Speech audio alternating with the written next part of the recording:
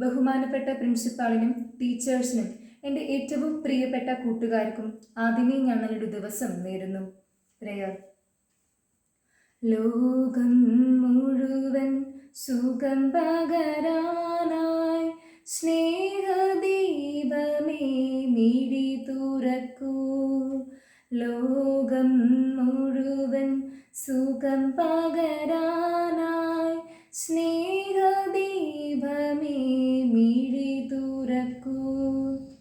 കഥന നിവാരണ കനിവിന്നുറവേ കാറ്റിൻ നടുവിൽ വഴി തെളിക്കൂ. ലോകം മുഴുവൻ സുഖം പകരാനായി സ്നേഹദീപമേ മിഴി തുറക്കൂ.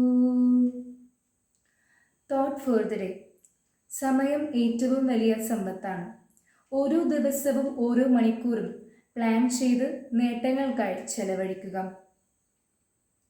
കോവിഡിന്റെ 2ാം വരവ് കൊണ്ട് ലോകവും മഞ്ഞുകാലം എത്തിയതിനാൽ പാശ്ചാത്യ നാടുകളും വിറങ്ങലിച്ചു നിൽക്കുന്ന അന്തരീക്ഷത്തിലാണ് ക്രിസ്തുമസും പുതുവത്സര ദിനത്തിൻ്റെയും ആഗമനം.